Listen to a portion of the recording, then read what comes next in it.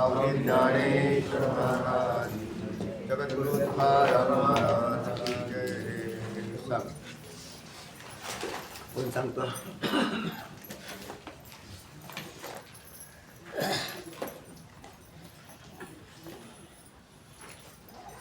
गायकवाड ताई सांग.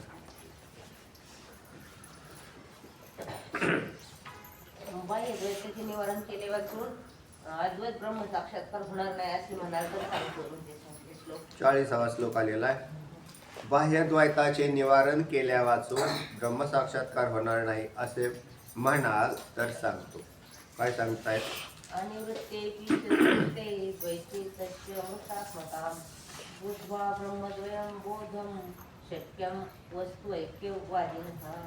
मागच्या श्लोकात झालं होतं की योगाभ्यासामुळं द्वैताचं निवारण होतं पण तात्पुरतं होऊन जातं. द्वैताची आत्यंतिक निवृत्ती ब्रह्मज्ञाना वाचून होत नाही. म्हणून अखंड व अद्वैत अशा ब्रह्माचा साक्षात्कार झाल्या वाचून भावी जन्माचा नाश होत नाही.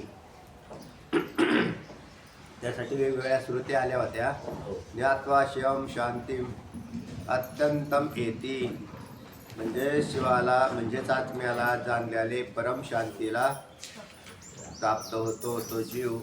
किंवा आकाशाची खोळ जर पांघरता आली असती तर मग जन्ममृत्यू टळले असते असं म्हटलं, पण तसं होत नाही अशी एक श्रुती होती. ती तुम्हाला गेल्या वेळेस सांगितली होती. तर तेव्हा आत्मसाक्षात्कार झाल्या वाचून द्वैताचा निराश होतच नाही. पण मग आत्मसाक्षात्कार हा चित्तात होत असतो आणि ईश्वरी द्वैत हे बाहेर आहे. म्हणून द्वैताचे दोन प्रकार आहेत. एक चित्तामधलं द्वैत आणि दुसरं ते ईश्वर निर्मित द्वैत. ईश्वर निर्मित द्वैत हे प्रतिबंध करत नाही असा आत्तापर्यंतचा विषय झालेला आहे. जे द्वैताचा निराश असे जे शब्दप्रयोग आले तर ते ईश्वर निर्मित द्वैताचा निराश नाही झालेला, तर चित्तामध्ये जे असणारं द्वैत आहे तर त्या द्वैताचा निराश झाल्यानंतर आत्मसाक्षात्कार होतो असं सांगतायत. तेव्हा बाह्य द्वैताचे निवारण केल्या वाचून अद्वैत ब्रह्मसाक्षात्कार होणार नाही असे म्हणाल तर काय सांगितलं की बाह्य द्वैताचा निराश हा त्याची अपेक्षा नाही तर आंतरनिराश अपेक्षित आहे. काय म्हणतात ऐका. ईश्वर निर्मित द्वैताची निवृत्ती जरी न झाली तरी वस्तू एक आहे असे म्हणणाऱ्या अद्वैतवाद्याला ती खोटी आहे असे जाणल्यानेही अद्वितीय ब्रह्माचे ज्ञान होणे शक्य आहे असं म्हटलं होतं मागच्या श्लोकात. वस्तू एक आहे म्हणजेच परमार्थ वस्तू एक आहे, परमात्मा एक आहे. तर ईश्वर निर्मित द्वैताची निवृत्ती जरी झाली नाही तरी चालेल. पण म्हणून ईश्वर निर्मित द्वैताची निवृत्ती आम्हाला अपेक्षित नाही, तर मनात निर्माण झालेल्या द्वैताची निवृत्ती अपेक्षित आहे. चल द्वैते आणि निवृत्ती अपि ईश निर्मित द्वैताची निवृत्ती जरी न झाली तरी वस्तू ऐक्यवादीनः वस्तू एक आहे असे म्हणणाऱ्या अद्वैतवाद्याला तस्य मृषात्मता बुद्ध्वा ती खोटी आहे असे जाणल्याने अद्वैत ब्रह्म बोधून शक्य असते. अद्वितीय मृषात्मताम तस्य मृषात्मता म्हणजे खोटा आहे, मृगजळाच्या पाण्यासारखे, म्हणून त्याला खोटा म्हणतात मृषा. अद्वैत ब्रह्म बोधून शक्य असते. अद्वितीय ब्रह्माचे ज्ञान होणे शक्य आहे. प्रकाश सांगितले ईश्वराने ज्या सृष्टीस निर्माण केले तिचा प्राण्याकडून नाश होणे शक्य जरी नाही हे खरे आहे. काय काय नाश करू शकतो एखादा मनुष्य? काहीच नाही. ईश्वराने निर्माण केलेली सृष्टीवर एक थोडीच आहे. तेव्हा एखादा घटाचा नाश करायचा म्हटलं तर ठीक आहे, संभवनी त्याच्या हातात आहे. एक घट फोडला तर नाश केला. या सृष्टीरूपी घटाचा नाश कसा करायचा तर असंभव गोष्ट आहे. अजून एक आहे, सृष्टीचा नाश करायला जाईल तरी याचाच नाश होईल, कारण तोही त्याचाच पार्ट आहे. आपलं शरीर कशाचे पार्ट आहे, भाग आहे, तर या सृष्टीचाच एक भाग आहे. आणि कोण कोणाचा नाश करेल. चला म्हणून ही खरी आहे हे विचाराने खरे स्वरूप समजणे शक्य आहे, म्हणजे खरे स्वरूप समजलं पाहिजे. त्यामुळे या जगात बरं हे समजणं कसं शक्य आहे. सहज पुढे वाचून गेला तुम्ही आता की तरी विचाराने तिचे स्वरूप समजणे शक्य आहे. या सृष्टीचं स्वरूप समजण्यासाठी विचाराची आवश्यकता आहे. सदा विचारे तस्मात् जगज्जीव परात्मनः जीवभाव जगद्भाव बाधे स्वात्मय वशिष्यते असं म्हटलं. सदा विचारेत तस्मात् सदा विचारेत. म्हणून तुम्ही काय करा, सदा विचार करा. आणि कशाचा? जीवभाव जगद्भाव बाधे स्वात्मय वशिष्यते. जीवभाव काय आहे, ईशभाव काय आहे, याचा तुम्ही सदा काय करा, विचार करा. चला, तेव्हा विचाराने तिचे स्वरूप समजणे शक्य आहे. या सृष्टीचं स्वरूप समजणं शक्य आहे. हे जगात स्थूल दृष्टीवान पुरुषाला म्हणजे जरी हे पदार्थ दिसत म्हणून असेल पदार्थाला पाहण्यापेक्षा पदार्थ समजून घ्यावा लागतो. लोक नवरी पाहायला जातात तर तिला पाहून येतात, ते म्हणते चांगली मुली. का स्वरूप समजतात? तर ते नुसतं वरून फोटो पाहून येतात. ते असे चांगली म्हणजे नवरी चांगली, पण नवरी चांगली पण ती घरी आल्या मग घोटाळाच करील ना. कळालंच नाही ते. अनुभवाशिवाय नाही. हा? अनुभवाशिवाय नाही. हा, अनुभवाशिवाय. बघा, नवरी पाहून घ्यावी का कळावी? जगत पाहावं का कळावं? कोणाला? तुम्हाला का मला? दोघाला. कारण मी बी अभ्यासच करतो ना. घरातलीच कळत नाही भावना. हा? घरातलीच कळत नाही भावना. या गुरुजींच्याच कोट आहेत त्या. हा, रंगात बारात परवडी टाकून. तेव्हा हा, बायको मनात असावी का घरात असावी? खऱ्याला घालायचं का खोट्याला?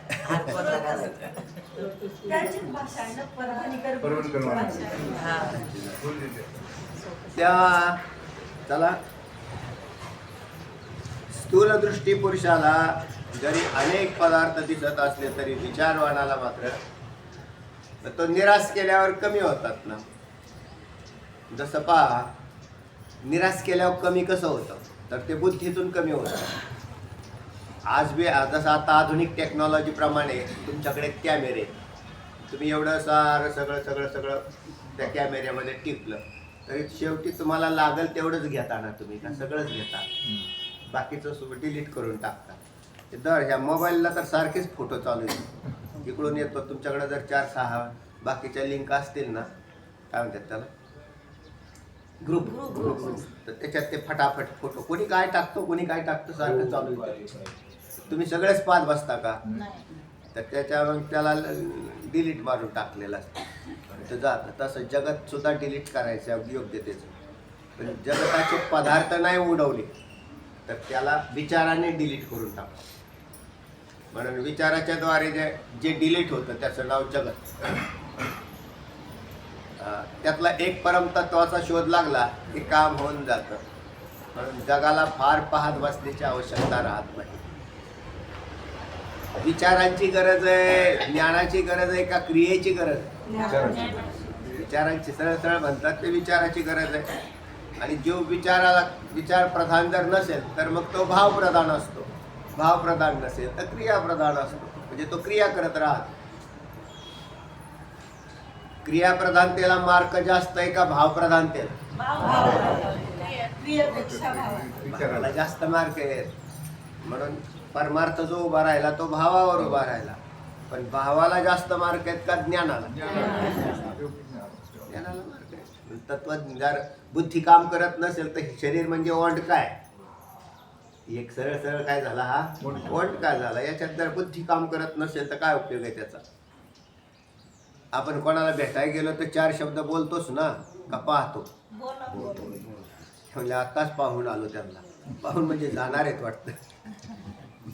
पण ते तो बोलतो तिथे ज्ञान होतं. मग ते 4 शब्द बोलल्यावर समाधान वाटतं माणसाला. प्रेमाची व्यक्ती असतात तिथे तो जातो आणि बोलतो असा, हा ठीक आहे बोलून आलो बरं का, भेटून आलो. पाहून आलो म्हटलं तर काय पाहणं तर पाहण्यासारखं नाहीच आहे काय, हे जगत पाहण्यासारखं नाही. चला विचार मनाला कार्य अनन्यत्व ही हे जेव्हा कळेल ना त्याच्यानंतर बुद्धी काम करायला लागेल. म्हणून मग सांसारिक वृत्ती केव्हा निवृत्त होईल तर तो कळायला लागल्यानंतर होईल. ज्याला कळतच नाही त्याचा संसार कसा निवृत्त होईल. म्हणून संसाराची निवृत्ती क्रियेने करायची नाही, भावाने गुंतून राहायचं नाही, तर ज्ञानाने संसाराची निवृत्ती होते. आणि कशी होईल, आंतरिक समजतात, पदार्थ उत्पन्न होत आहेत, नाश पावत आहेत. म्हणजे हे पदार्थ जरी त्यांना स्पष्ट तुम्ही बोलले नाही, उत्पन्न होत आहेत, नाश पावत आहेत, त्यांच्याविषयी तुमच्या भावनाही प्रगट नाही केल्या तरी लक्षात आलं की हे पदार्थ खोटे आहेत. आणि खोटे पदार्थाशी कसा संबंध ठेवायचा हा माझ्यावर अवलंबून आहे. मी जर सत्यत्वाने संबंध ठेवला तर मग दुःखाला कारण होईल. आणि तोच मिथ्यत्वाने जर त्याचा संबंध अस्तित्वात असेल, संबंध राहीलच, संबंधाचा त्याग नाही सांगितला. आता विषय जो चालला आहे त्याच्यात सुद्धा तेव्हा ईश्वर निर्मित पदार्थ. आता मला भूक लागल्यावर भाकरी लागेल ना, भाकरीशी संबंध ठेवावा का नाही, सत्य का मिथ्या. हे सगळे संबंध मिथ्याचे. संबंध काही पण मिथ्याचे. त्याच्यावर संबंध तर ठेवाच लागेल ना आपल्याला. भूक लागली म्हटले आता काय करायचंय, नाही मिथ्या भाकरीला मी शिवत नाही. असा जर कोणी बावळाटासारखा म्हणत असला तर अरे भाकरीला शिवला काय, पण ती खोटी भाकरी, जे खातं ते शरीर खोटं, व्यवहार होतो तो खोटा. म्हणून भगवद्गीता सांगते तर त्याच्याप्रमाणे या संबंधाचा विचार करावा लागतो. पण विचाराच्या द्वारे निराश केला, सोडून दिलं ते. व्यावहारिक पदार्थ व्यवहारात वापरले जाणार आहेत, मला घेऊन जाता येणार, साधक बाधक व्यवहार करा, मला घेऊन जाता येणार नाहीत आणि वापरले जातात तेही प्रारब्धजन्य. सगळेच पदार्थ उपलब्ध आहेत का तुमच्याकडे. ते आता ही थंडी सरली की कोकणाचा आंबा येईल. कोकणातला आंबा आला पहिल्यांदा ती पेटी 25,000 रुपयाला. तर काही भाव म्हणजे भाव नको म्हणाय त्यांना. ते काय करतात तेवढं, आम्ही आंबा खाल्ला, पहिला आंबा आम्ही खाल्ला तर किती रुपयाचा, 25,000ला आंब्याची पेटी घेतली. 5-5 लाखाला आहे, 25,000ला नाही. कारण लोकांकडे पैसा तेवढा मुबलक आहे. पण त्यांनी पहिल्यांदा खाल्ला काय आणि नंतर खाल्ला काय, खोटा खाल्ला का खरा, असं आहे. त्याच्यामुळे जर चिंतन केलं तर असं लक्षात येऊन जातं की उत्पन्न झालेले हे सगळेच पदार्थ काय आहेत, नाशवान, खोटे. संबंध जरी राहिला प्रारब्धजन्य अवस्थेत राहील किंवा नाही राहील, खोटा संबंध तरी असावा अशी का अपेक्षा नाही. म्हणजे मग खोटा संबंध तरी पाहिजे ही तरी अपेक्षा का, तर त्याची गरज नाही. कारण खोट्याचा खोटेपणा समजल्यावर संबंधाचा बाध होतो. पण खोट्याचा खोटेपणा नाही समजला तर संबंध अधिक दृढ होतो. आणि जगत दुःखी का, अधिक संबंध दृढ. म्हणजे नातवंड परतवंड असावीत का नसावीत,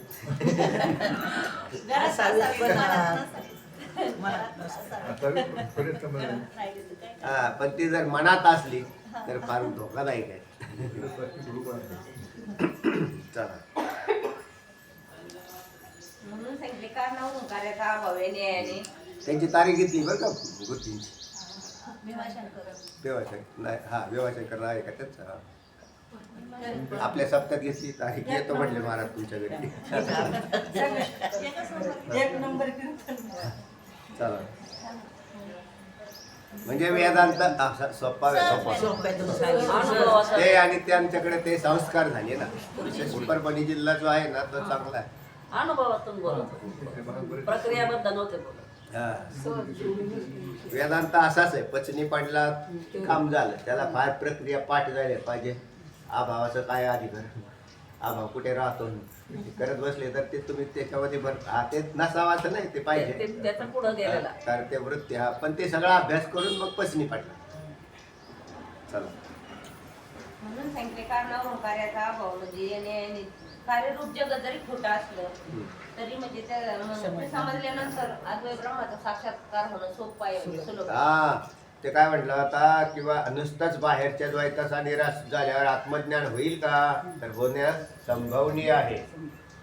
आता त्याच्यात आणखीन घटक काही काम करतात, पण एवढं तर आहे की बाह्य द्वैताचा निराश हा बुद्धीमध्ये होतो, बाह्य द्वैताचा निराश हा क्रियेने बाहेर नाही होत. एवढा भेद तयार झाला. काय म्हणतायत ऐका, अद्वैत ब्रह्माचा साक्षात्कार होणे सुलभ आहे. कशाच्या द्वारे? एक न्याय वापरलाय त्यांनी. कोणता न्याय आहे? कार्य कारण अन्वयत्व न्याय. या न्यायाने काय होईल, म्हणजे कारणाहून कार्याचा अभाव असतो. याचा अर्थ काय होतो? हा एक न्याय आहे बरं का, कार्य कारण अन्वयत्व न्यायाने हा एक न्याय आहे. आणि त्याच्यात कारणाहून कार्याचा अभाव असतो. कारण जर नसेल तर कार्य नसतं, असा त्याचा अर्थ झाला. म्हणून या न्यायाने काय झालं, जगत बाद झालं आणि त्याचं कारण मात्र सत्य ठरतंय. जर कारण ब्रह्मच नसतं तर कार्यरूपी जगतच नसतं. अन्वय झाला का नाही त्याचा? कारण आहे म्हणून कार्य आहे, ब्रह्म आहे म्हणून जगत आहे. सांगा. मग हा सर्व प्रपंच म्हणजे प्राण्यांच्या दृष्टीने प्रतिबंधकता असल्यामुळे गेल्या वेळेस हे स्पष्टीकरण एवढं झालं नव्हतं का? एवढंच झालं. हा सर्व प्रपंच प्राण्यांच्या दृष्टीनं प्रतिबंध करीत असल्या कारण असेल तर कार्य आहे. हं. ब्रह्म- कार्याचा अभाव असता, कार्याचा अभाव असता तर कारणाचा अभाव. ओके. आणि त्याच्या पुढे वाक्य म्हटलंय, कारण आहे म्हणून कार्य आहे. बरोबर ब्रह्म आहे म्हणून जगत आहे. हो. ब्रह्म तर सत्य आहे. बरोबर आहे. जगत तर सत्य आहे. म्हणूनच सांगितलं ना, विवर्तवाद सांगितला ना तुम्हाला की कारण आहे तर कारण सत्य आहे, त्यावर भासणारं जगतरूपी कार्य हे मिथ्या आहे. कारण तिथं विवर्त दिलेला आहे. ब्रह्माचा परिणाम होत नाही, आरंभ होत नाही, म्हणजे परिणाम होत नाही, आरंभ होत नाही, कार्य उत्पत्ती होत नाही, क्रिया घडत नाही, गुणवान नाही. आता जगत शोधायला गेल्यावर तुम्हाला कसं सापडलं? गुणवान, क्रिया प्रधान असे म्हटलं. म्हणजे भिन्न स्वभाववान, आणि भिन्न स्वभाववान असतात ते अध्यस्त. ते सगळं हे झालं. ऐका ना, मग अध्यस्त पदार्थ हा अधिष्ठानाशिवाय नसतो म्हणून कारणाशिवाय हे सगळं आहे. वेदांत सगळं पाठ आहे, सगळं माहिती आहे, सगळं माहिती आहे. पण ते वाक्य काय की ब्रह्म कार्य असल्याशिवाय कारण नाही. 100% कार्य वाक्य सत्य खरं आहे. असेल तर कार्य सुद्धा नसतं, असा काही नियम नाही. कार्य जर कारण जर सांगतो ना तुम्हाला, कारण जे ब्रह्म आहे, एक पहिली गोष्ट कारणाला सोडून द्या. आता कार्यालाच धरू आपण. कार्य काय म्हणता तुमचं? कोणतं कार्य आहे? जगत. जगतरूपी कार्य हे कसं आहे, याचं स्वरूप काय आहे? खोटं आहे. नाही, नुसतं खोटं नाही. हे जगतरूपी कार्य कसं आहे, तर याच्या स्वरूपाचा विचार करावा लागेल तुम्हाला. तर याच्यामध्ये क्रिया प्रधानता, बरोबर आहे? क्रिया दिसते का नाही या जगात? गुणवानता हे दिसतं ना, म्हणजे रूपवानता, नामरूपाने युक्त असं क्रियाप्रधान असं हे जगत दिसतंय. पण याचं कारण शोधायला गेले तर याचं कारण जर नामरूपवान असतं, क्रियाप्रधान असतं, गुणवान असतं, तर ते सत्याची संगती लागली असती त्याला, की गुणवान सत्यापासून गुणवान कार्याची उत्पत्ती झाली. कसं झालं? कसे सत्य गुणवान कार्याची. पण तुम्ही म्हणता ते बरोबर झालं असतं की गुणवानापासून गुणवानाची उत्पत्ती होईल, सत्यापासून सत्य राहील. स्वरूपाच्या दृष्टीने विचार केला तर ब्रह्माचं स्वरूप पहा आणि जगाचं स्वरूप पहा, भिन्न तर आहे. हे भिन्न स्वरूप आहेत. म्हणून तुमचा दृष्टांत सिद्धांत आम्ही तोडला नाही, तो बरोबर ठेवला. पण वैधर्म्यवानता म्हणून जगताचं स्वरूपात असणारे गुणधर्म आणि ब्रह्मस्वरूपात असणारे गुणधर्म भिन्न. मग महाराज असं म्हणा की ब्रह्मापासून जगत झालंच नाही. जर भिन्न गुणधर्म वाढायचं एक शंका घेऊ ना आपण आणखी दुसरी, मग झालंच नाही असं म्हणा ना. कारण सत्य कारणापासून सत्य कार्याची उत्पत्ती होते. हाच सिद्धांत आपण जर पुढे कंटिन्यू केला तर मग ब्रह्मापासून जगत झालं नाही असंच म्हणा ना.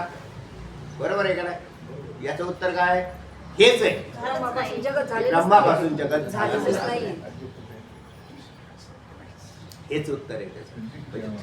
तुमची जी शंका आहे ना ती एकदम रास्त आहे, पण तीच आपण जर चिंतन केली तर असं लक्षात येतं की तुम्ही म्हणता ते बरोबर आहे. ब्रह्मापासून जगत झालं नाही हा काय कोणता वाद आहे? आणि झालं अशी जर संगती लावायची असेल तर विवर्तवाद. आता आपला विचारसागरामध्ये स्टार्ट विषय येतो. झालं म्हटलं तर विवर्तवाद लावा, पण त्याच्यात कार्यकारणाची अशी संगती नाही.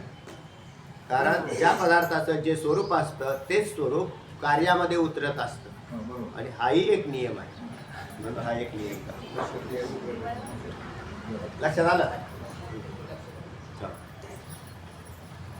इथे एक शब्द आलेला आहे आता आणखीन की हा सर्व प्रपंच प्राण्यांच्या दृष्टीला प्रतिबंध करीत असल्यामुळे. बरोबर आहे ना? काय सांगा बरं माऊलींची ओवी याला समांतर इथं लिहिलेलं आहे तेव्हा सांग, मी त्याला ओवी सांग. माऊलींनी सरळ ओवी वापरली या अर्थाची.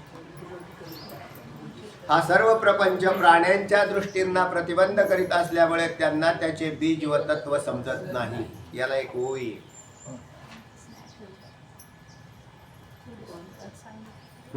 आगापाक पंडकुमारा वा. येता स्वरूपाची आग्रा करी तसे आडवाला विश्वाभासला.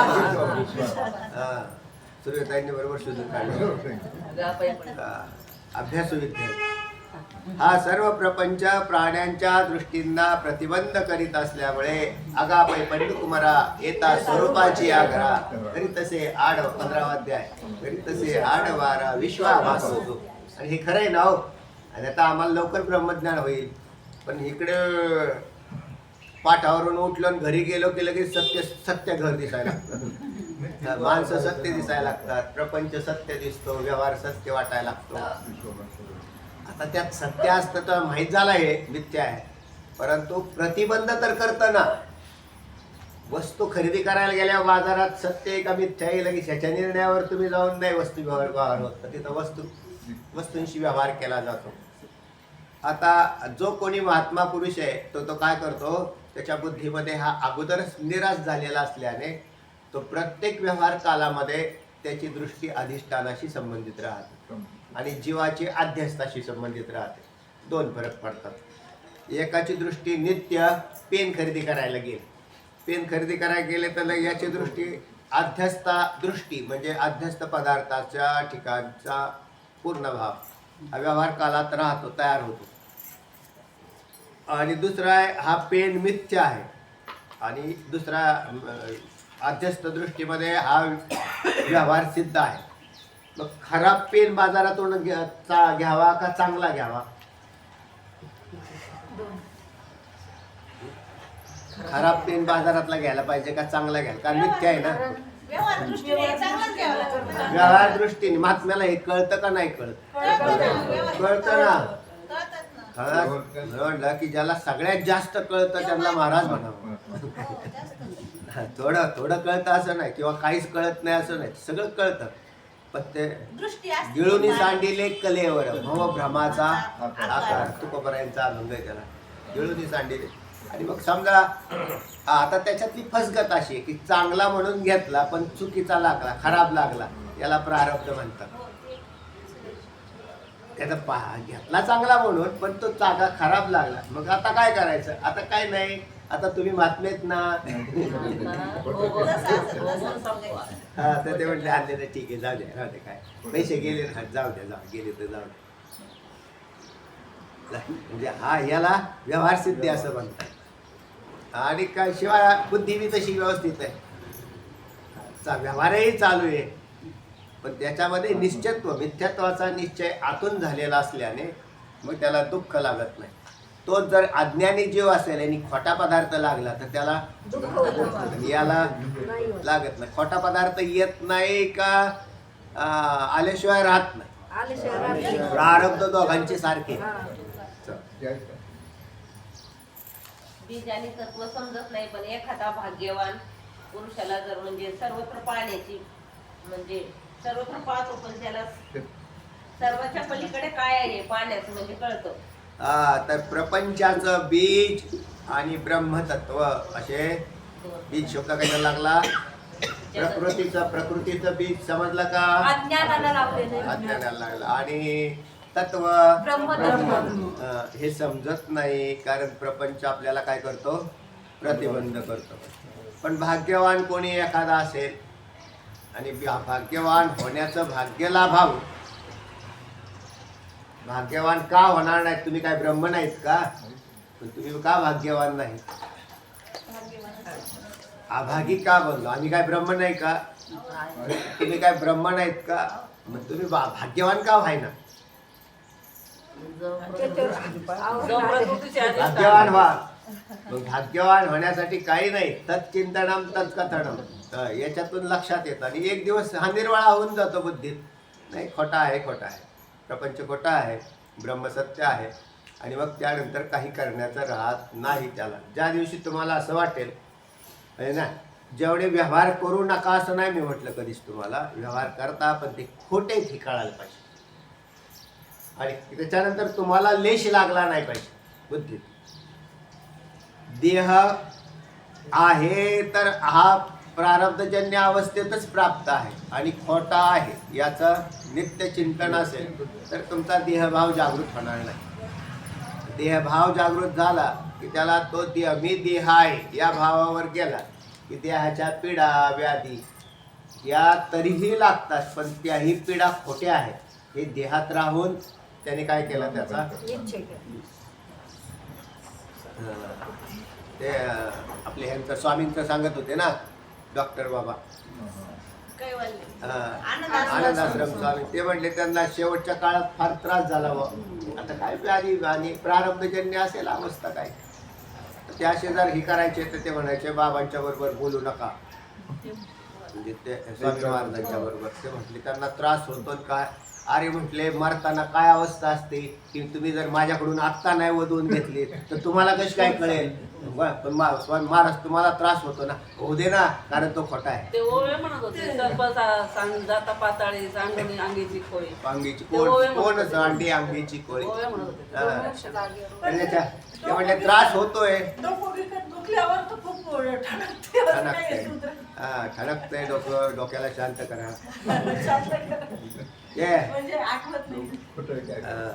नाही, त्याच्यातही ब्रह्मज्ञानाचं स्मरण असतं असं नाही बरं का. कारण ते ज्ञान काय म्हटले? साधुबोध झाला तो आठेला ठाईच मराला.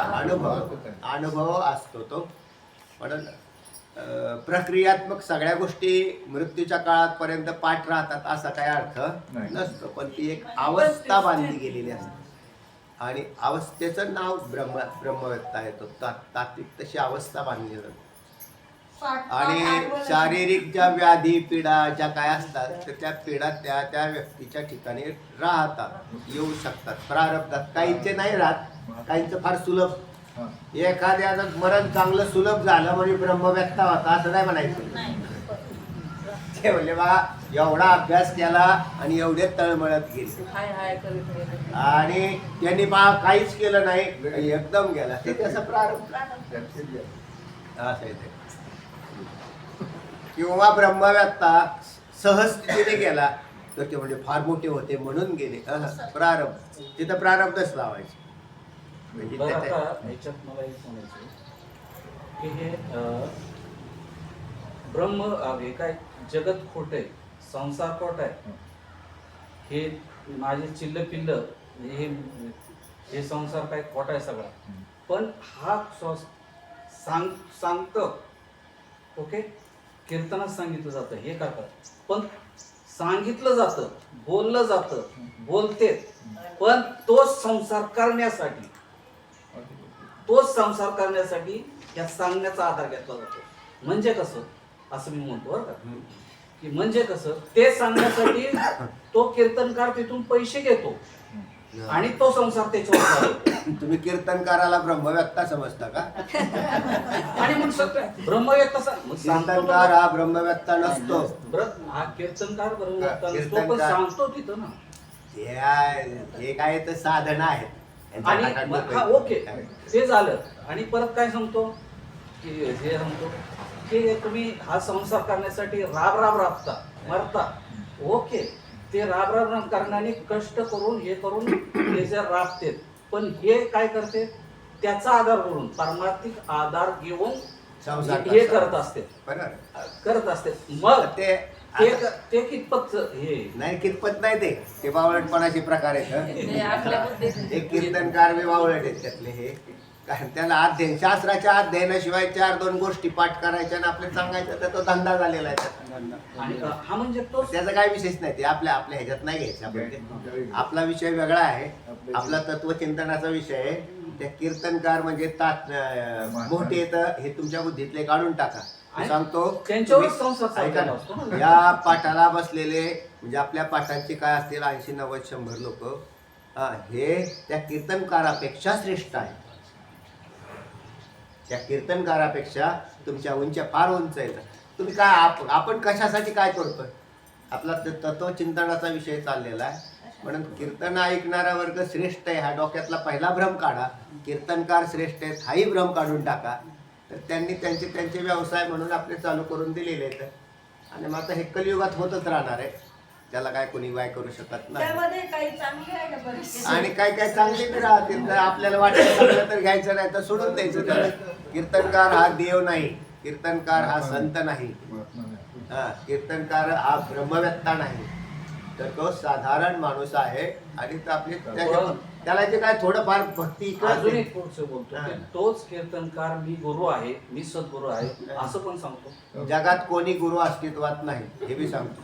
नाही हे झालं हे झालं, पण तो सांगतो की मी सद्गुरु आहे, गुरु आहे.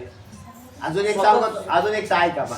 आता त्यांचा जो वर्ग आहे ना तो वेगळा आहे. आणि त्याच्यामध्ये कोणी भक्तीला जर लावत असेल, गुरु म्हणजे या पदाचे 2 अर्थ केले ना आपण. भक्तीला जर लावलं आणि त्याला जर सांगितलं की मी, अर्थात त्याने ते करावं, त्याला भलं ब्रह्मज्ञान नसलं तरी चालेल, की मी दिवसाचं 1,00,000 नामस्मरण करतो, तुम्ही सुद्धा करा, असं म्हणत असेल तरी आपण त्याला गुरु मानायला. गुरु म्हटलं तर मला तिथपर्यंत काय प्रॉब्लेम नाही, असं नाही. नाही. पण सद्गुरु जर म्हणत असेल तर सद्गुरु विद्गुरु काही नाही. नाही, जो व्यक्ती स्वतःहून सांगतो की मी सद्गुरु आहे,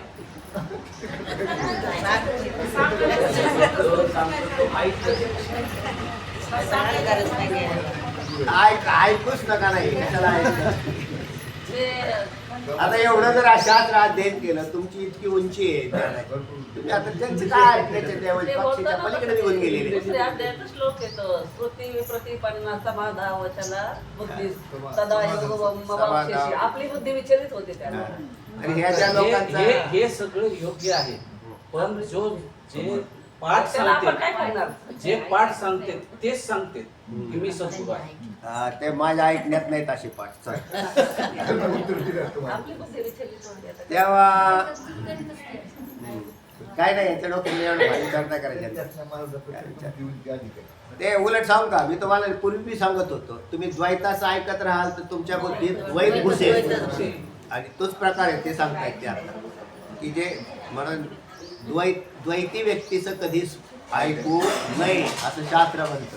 द्वैती व्यक्तीचं कधी ऐकू. अद्वैताचं चिंतन करता तुम्ही कथेला जाऊन जर बसून तिथं जर द्वैताच्या कथा ऐकत बसले तर त्याच्या व्यक्तीत पुन्हा शंका घेऊन येईल ती व्यक्ती, की का तिकडे असं चाललं होतं, तिकडं काय चाललं होतं याचं आम्हाला माहित नाही. पण अद्वैत शास्त्र काय सांगतं एवढं आम्ही सांगतो, दुसरं काय नाही. द्वैताबद्दल बोलतोय आणि अद्वैत शास्त्राबद्दलच बोलतोय. हा. फक्त अद्वैत शास्त्र सांगणारे असं करते. याचाच अर्थ ते द्वैती असले पाहिजे. श्री राऊत महाराज आणि जाधव डॉक्टर जाधव महाराजांचं ऐकल्यावर नाही होणार. नाही ते बी आहे. आणि आपण जे समजण्याची जी आपली भाग आहे ना, अद्वैताला समजण्याची जी बुद्धी आहे ती अशा प्रकाराने स्थापित व्हायला पाहिजे. आणि तुमच्या बुद्धीत तुम्हाला कळालं पाहिजे की काय खरे आणि काय खोटे. लगेच खोट्याला खोटं सोडून दिलं, विषय संपला. त्याला फार सांभाळत बसायची गरज नाही, बुद्धीत सांभाळायचंच नाही, निघून सोडून दिलं. ऐकलं तरी अडचण नाही, पण बुद्धीत धरायचं नाही. काही वेळा आपल्याला बी ऐकायला लागतं. नाईलाजाने कोणाची कीर्तनाला जाऊन बसलो, कुठे गेलो, नाईलाजाने बी इथं बसावं लागतं. मग बसलं तर बसलो, ऐकलं तर ऐकलं, पण ऐकल्याला खरं खोटं तुम्हालाच कळायला पाहिजे. हे खोटं आहे, सोडून द्या. त्या माणसाला काय नावं ठेवत बसण्यापेक्षा आपणच त्याला सोडून दिलं. चल पुढे. एखाद्या भाग्यवानाला सर्वांतर पाहण्याची युक्ती समजली, मग तो सर्वाच्या पलीकडे काय येतो पाहतो. अगदी नाही एक शब्द वापरलाय, सहज पाहतो. पाहतो. हा, हे शब्द फार भारी. कसा पाहतो? सहज पाहतो, काही प्रयास करावे लागत नाही. तसाच प्रकार आहे. पहा काय, आत्मा पाहणाऱ्याला प्रयास करावा लागत नाही, कारण आत्म्याला पाहण्यासाठी कोणतीच साधनं उपलब्ध नाही. आत्मा पाहण्यासाठी प्रयास करावा लागत नाही. आणि मग एवढा कशाला प्रयास करायचा आहे? हा, तेच करायचं आहे की आत्मा पाहण्यासाठी कोणतीच साधनं उपयोगाला येत नाही. मग डोळे झाकाव का बंद करावं? आत्म्याला पाहिजे आपल्याला. डोळे झाकल्यावर आत्मा दिसेल का उघडल्यावर दिसेल? प्रमाणाने कोणत्या दिसेल? कोणतं प्रमाण घ्यावं? पाहण्याची वस्तूच नाहीये ती. आणि हीच गुरुकृपा प्राप्त होते ना, अनुभव की त्याला गुरुकृपेने हे कळालं की अरे हा विनाकारणच खटाटोप चाललेला आहे. हे इथपर्यंत गेले. आधी पूर्ण अभ्यास केला. अभ्यास जर नाही केला तर ही बुद्धी तयार होत नाही. आधी त्यांनी संपूर्ण अध्ययन केलं, अभ्यास केला, आणि नंतर त्याच्या लक्षात आलं की या परमतत्वाला कशाच्याच द्वारे पाहिलं जात नाही. तर कारण ती वस्तू मीच आहे, ती वस्तूच मी आहे. म्हणजे त्याला आकाराचं महत्व वाटतच नाही काही. काय वाटत ना आकाराचं? हे तर नामरूपाचं भार बाहेर गेलं. प्रपंच सारा नामरूपाचा आहे. पुढे सारांश सांगितलंय. सगळं सर्व द्वैत जरी पाहिलं तरी मिथ्या हा निश्चय झाला पाहिजे. ती मिथ्या आहे हा निश्चय झाला पाहिजे. असल्याने ब्रह्मज्ञान होऊ शकते. काय वाक्य आलंय? सारांश घ्या आता. बाह्य द्वैताची निवृत्ती जरी न झाली, निवृत्ती केली का बाहेर द्वैताची? नाही. कोणाचीच हानी पोहोचवली नाही, कोणाचं काय केलं नाही, काय तरी ते मिथ्या आहे एवढेच. पण कसं कळालं? निश्चयपूर्वक कळालं. कारण निश्चयपूर्वक वेगळं आणि संशयात्मक वेगळं. भ्रमामध्ये दोन प्रकार आहेत, निश्चयात्मक भ्रम आणि संशयात्मक भ्रम. प्रमेमध्ये बी संशयात्मक प्रमा आणि निश्चयात्मक प्रमा हा विषय. म्हणून म्हटलं ना, हे शास्त्राचं अध्ययन केल्यानंतरच हे आले ना, हे वृत्ती प्रभाकर मधले विषय. पण निश्चयात्मक असं कळालं की मिथ्याचं आहे. मग असू द्या, मिथ्याचा आहे असा बुद्धीत निराश झालेला असल्याने ब्रह्मज्ञान होऊ शकते. चला, द्वैत मिथ्या आहे हे ज्ञान. द्वैत मिथ्या आहे. द्वैत म्हणजे अद्वैत रूप प्रपंच मिथ्या आहे हे ज्ञान अद्वैत ज्ञानाचे निमित्त नव्हे. शंका? तर द्वैताचे निवारणच हे निमित्त आहे. म्हणजे द्वैत मिथ्या आहे हे ज्ञान अद्वैत ज्ञानाचे निमित्त नाही, तर द्वैताचे निवारणच. काय केलेलं आहे ते? मग काय महत्वाचं आहे त्यातलं? निमित्त कोण आहे? द्वैताचं निवारण. असा आग्रह धरणाऱ्या वाद्याला, तो आग्रह धरणाऱ्या वाद्याला सिद्धांती काय म्हणतात ऐका. हरी प्रलये तन्निवृत्तौ तु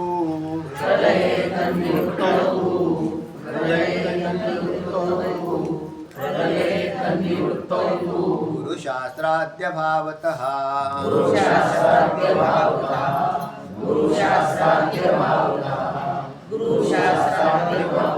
प्रलये तन्निवृत्तौ तु गुरुशास्त्राद्य भावतः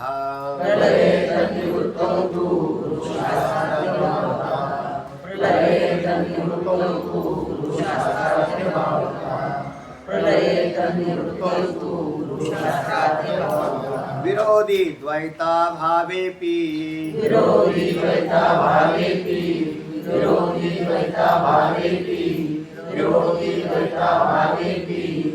न शक्यं बोध्युमद्वयम्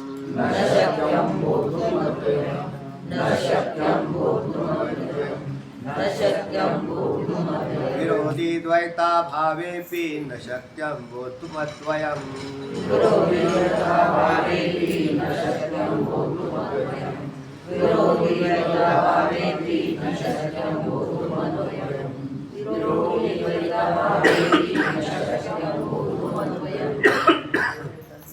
हरि प्रलये तन्निवृत्तौ तु गुरुशास्त्राद्य भावतः विरोधी द्वैता भावेपि न शक्यं बोद्धुमद्वयम्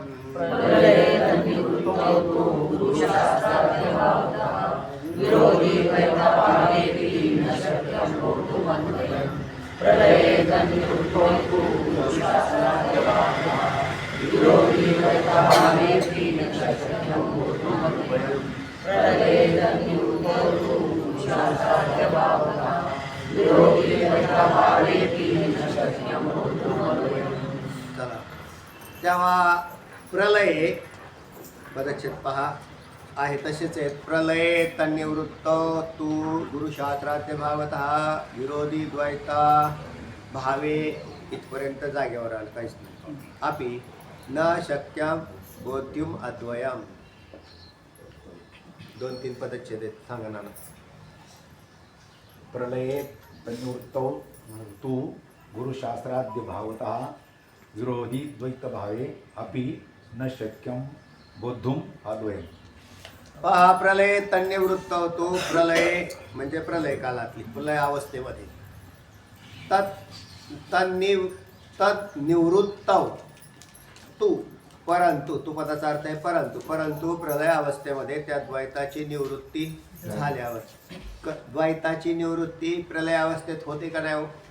हा एक भाग आहे. द्वैत निवृत्तीचे काही विचार आतापर्यंत झाले.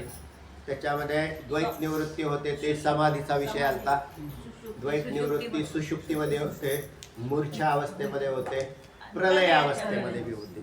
म्हणजे प्रलय ज्या वेळेला होतो त्यावेळेलाही द्वैत नाही. कारण प्रलय पदाचा अर्थ जरी आपल्याला फार कळत नसेल, फार म्हणजे आपण किंचित ज्ञ आहोत म्हणून आपल्याला प्रलयाचं ज्ञान नाही.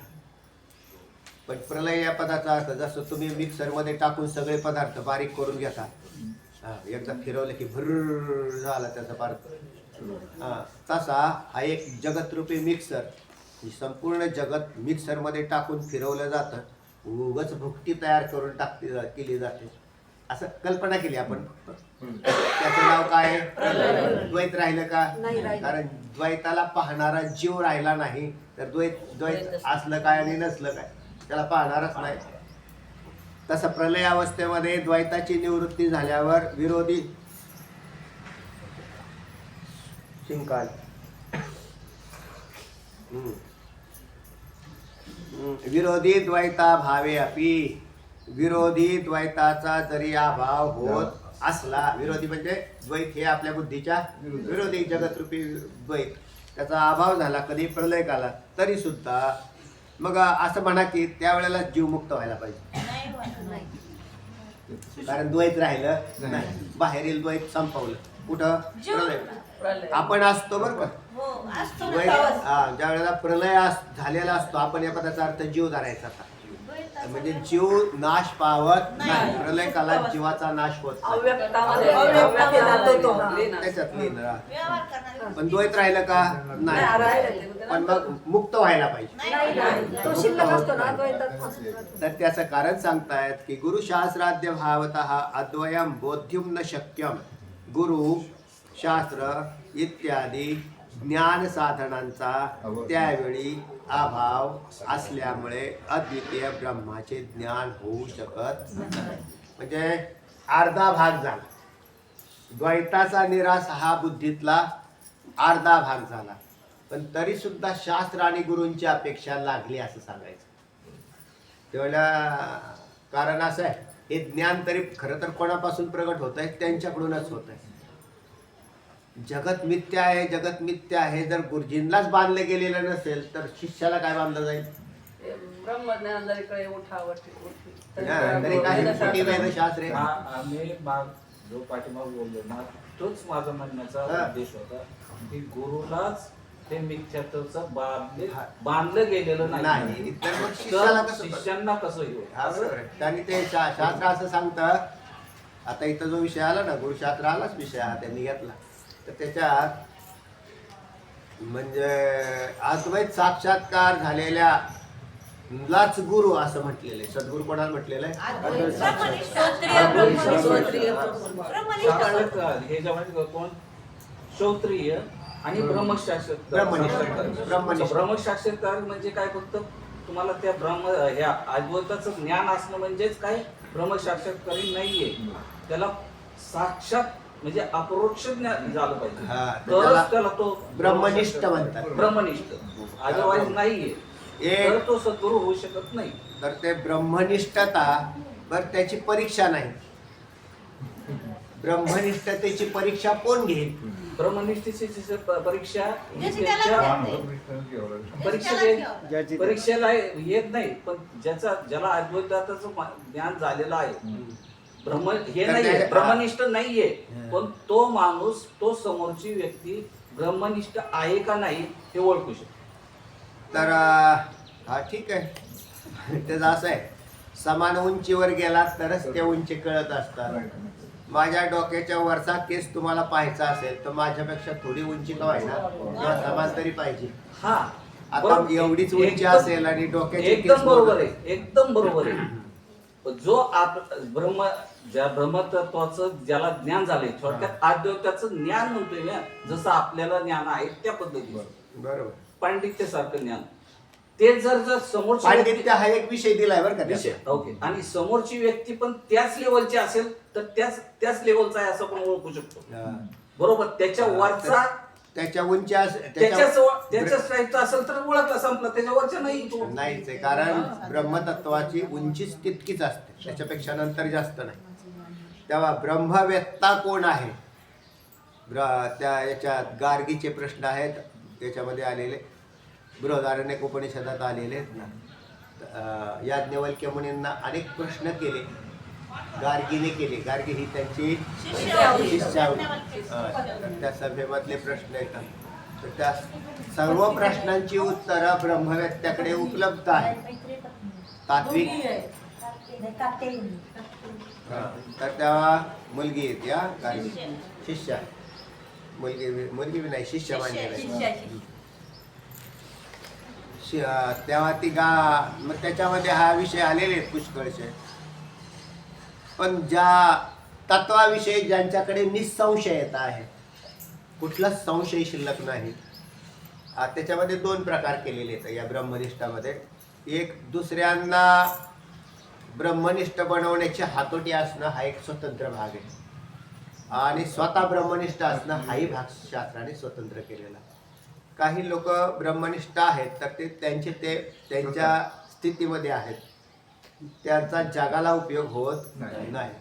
पण जे ब्रह्मनिष्ठ आहेत आणि श्रोत्रिय बनलेले, तर त्यांचा तिथं पांडित्य येतं श्रोत्रियतेमध्ये, त्यावेळेला त्यांच्यापासून उपयोग म्हणजे होऊ शकतो. आता त्याच्यातही याच्यात अधिकारीच कमी असल्याने याला काही म्हणजे काय मोठी संख्या नाही. आत्मज्ञानाचं संपादन करणारी संख्या फार अल्प आहे.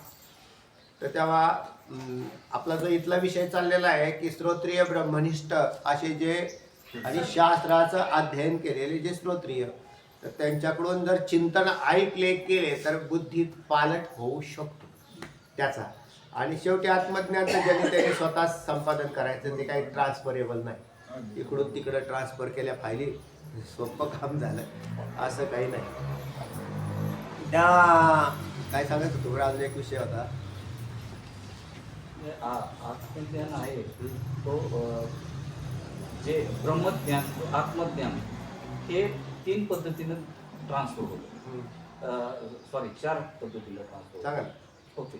एक कुठलं स्पर्शाने, हा ते आहे आलिंगन घडे मोक्ष सायुज्यता जोड्या दुसरं वाणीने, हा. तिसरं दृष्टीने आणि चौथं संकल्पाने. अशा झालं, 4 झालं, पद्धतीनं झालं. आत्मज्ञान ट्रान्सफर होऊ शकतं. पण ते कोणाकडे बी नाही होत ते असं होतं ते अधिकाऱ्याकडे नाही हा, जात त्याच्यासाठी तो अधिकारी पाहिजे आणि देणारा पण अधिकारी पाहिजे. देणारा अधिकारी पाहिजे, घेणारा अधिकारी पाहिजे. त्या दोघांच्या म्हणजे त्याच्यातही दोघांचे अधिकार पाहिजे आणि असं असेल तर ते होऊ शकतं. पण अधिकारी असणं याचाच अर्थ असा आहे की त्या परमतत्वाला जाणण्याची योग्यता दोघांची सारखीच असते, गुरुची बी आणि शिष्याची. म्हणूनच त्याच्यामध्ये व्यवहार होतो. गुरु अगोदर पोचलेले तिथं, अजून एक पोचलेला नाही, पण तो 100% शरण गेलेला जो असतो त्याच्याच ठिकाणी हे ज्ञान उत्पन्न होईल, बाकीच्या ठिकाणी होत नाही. शरणागती गुरूंची नसते, तर द्वैताचा निराश हीच शरणागती. आपला जो मूळ विषय बी चाललेला आहे त्याच्यासाठी ते हे जो अधिकारी जो आहे त्याच्यासाठी ते 4 विवेक, वैराग्य, समाधी, शस्त्र आणि मोक्ष. हा, तर हे त्याच्यात 4 ज्याच्या अंगी तो अधिकारी. अधिकारी बनला साधन चतुष्टय संपन्न. आणि हा अधिकारी तयार झाल्यावरती मग ते ज्ञान प्रगट होतं, येत नाही. असलेलं ज्ञानच प्रगट होतं. तुम्ही मूळचेच ब्रह्मरूप आहात, तुम्हाला नवीन ब्रह्म आनंद द्यायचंय तुम्हाला असं नाही. तर ते हृदयामध्ये हृदयी स्वयंभूची असे मग भाव लागे तैसे अपयशी, असं माऊली ज्ञानोबराय म्हणतात. फक्त ते कानावचनाची भेटी सरिसाची पैकी असा त्याला संबंध लावलेला आहे. महावाक्याचे ने नावे गुरुकृपेचे ने थावे. आता तिथं जी गुरुकृपा केली ना ती घे असं आहे ते. एखादा फार कृपा कशी काम करते ते पहा. तुम्ही म्हटले ना की आलिंगनातून म्हणा, मस्तकावर हात ठेवून म्हणा, किंवा दृष्टिक्षेपातून म्हणा, अशा कृपा दिलेल्या आहेत. पण तो आण अधिकारी असेल तर त्याच्याविषयी सद्गुरू अगोदरच विचार करत असतात किंवा याचा अधिकार कसा प्राप्त होईल, ही कृपा. ही कृपा नाही की मस्तकावर हात ठेवली. आण अधिकाऱ्याला पहिली कृपा कोणती करायची आहे? अधिकार वाढवण्याची कृपा करावी लागते. आणि अधिकार कोणी आहे किंवा नाही हे सद्गुरूंच्या एवढं कोणीच जाणकार नाही. त्यांना चांगलं कळतं की कोण अधिकारी आहे आणि कोण अनाधिकारी आहे. आणि म्हणून मग अनाधिकारी असेल त्याला ब्रह्मज्ञानाची कृपा नाही, तर त्याला कोणती कृपा आहे? अधिकार वृद्धीची कृपा आहे. भाग एकच आहे. नळीतून पाणी जायचं असेल आणि त्याच्यात जर काही कचरा गुंतलेला असेल तर कचरा काढणे हे महत्वाचं आहे, पाणी सोडणे नाही. पाणी तर जाणारच आहे, त्याला कचरा गेला पाहिजे. आणि हे कचरा निघून निघून निघून निघून ज्या वेळेला त्याला काही का आहे ना सापट तयार होते ना, लय विशेष वेळ का. जर पूर्णच पॅक बसलेला असेल ना तर काय नाही, मागच्या नाळ्या फोडल. तसंच होते ती मागच्याच नाळ्या.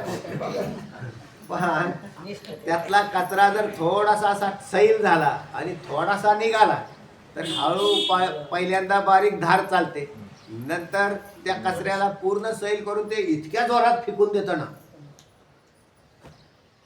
इतक्या जोरात टाकून देतं ते आणि सळाट पाणी चालायला लागतं. आणि तसाच प्रकार आहे. म्हणून पहिल्यांदा अधिकार संपन्नता ही सद्गुरु कृपेने होते. असं नाही की ब्रह्मज्ञान सद्गुरु कृपेने होतं, असं नाही होत. अधिकार आहे मग त्याला त्या प्रोसेसमध्ये घ्यावं लागतं. चला वाचा. तेव्हा गुरुशास्त्र इत्यादी ज्ञान साधनांच्या त्यावेळी अभाव असल्यामुळे कधी प्रलय काळात अद्वितीय ब्रह्माचे ज्ञान होऊ शकत नाही. वाचून घे. द्वैत मिथ्या आहे हे ज्ञान अद्वैत ज्ञानाचे निमित्त नव्हे, तर द्वैताचे निवारणच त्याचे निमित्त आहे असा आग्रह धरणाऱ्या वाद्यास सिद्धांती म्हणतात. नुसता द्वैताचे निवारणच, द्वैत ज्ञान मिथ्या आहे हे ज्ञान अद्वैत ज्ञानाचे निमित्त आहे नाही असं नाही. पण हा काय म्हटला की द्वैताचे निवारणच नुसतं केलं तर द्वैताचं निवारणच निमित्त आहे असा जर आग्रह असेल तर ते म्हणतील मग गुरु शिष्याची गरज काय? कारण प्रलय काळात तर तसंही द्वैताचं निराश होतोच आहे. पण गुरु शिष्य आहेत का तिथं? म्हणजे गुरु आणि शास्त्र आहे का तिथं? तर नाही. चला श्लोक सांगितलाय, हं? प्रलये तन्निवृत्तौ तु गुरु शास्त्राद्य भावतः विरोधी द्वैता भावेपि न शक्यं बोद्धुं मद्वयम्.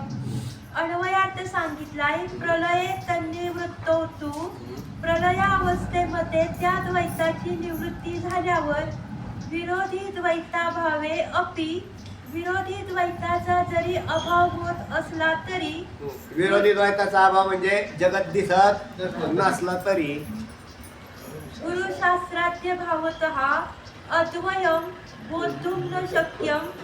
गुरुशास्त्र इत्यादी ज्ञानसाधनांचा त्यावेळी अभाव असल्यामुळे अद्वितीय ब्रह्माचे ज्ञान होऊ शकत नाही. अद्वितीय ब्रह्माचे ज्ञान होत नाही. नाहीतर गुरूंच्या शिवाय द्वैताचा निराश होऊन कोणी मुक्त झाला असता पण होत नाही. चला. प्रकार सांगितलाय, एक आहे, जगात अनेक गुरु नाहीत पण कोणीच गुरु नाही का? जगात अनेक गुरु नाहीत पण कोणीच गुरु नाहीत का? पण कोणीतरी सद्गुरू आहेत. हा. कोणीतरी आहे.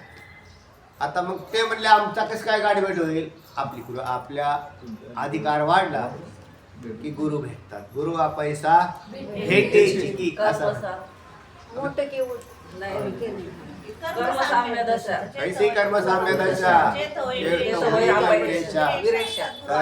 गुरु हा पैसा भेटेची की तेव्हा गुरु भेटतो.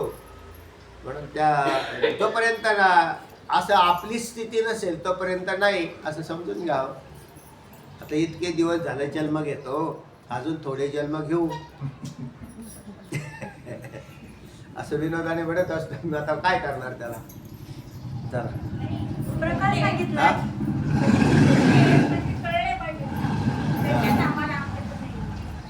चला द्वैताचे सर्वथैव निवारण झाल्या वाचून ब्रह्मज्ञान होणारच नाही असे जर मानले तर निद्रा अवस्था, प्रलय काल इत्यादी काली द्वैताचे मुळीच भान होत नसल्यामुळे द्वैताचे सर्वथैव निवारण झाल्या वाचून ब्रह्मज्ञान होणारच नाही असं जर म्हटलं तर निद्रावस्था, प्रलय काळ इत्यादी काळी द्वैताचे मुळीच भान होत नसल्यामुळे त्या काळी ब्रह्मसाक्षात्कार व्हायला पाहिजे.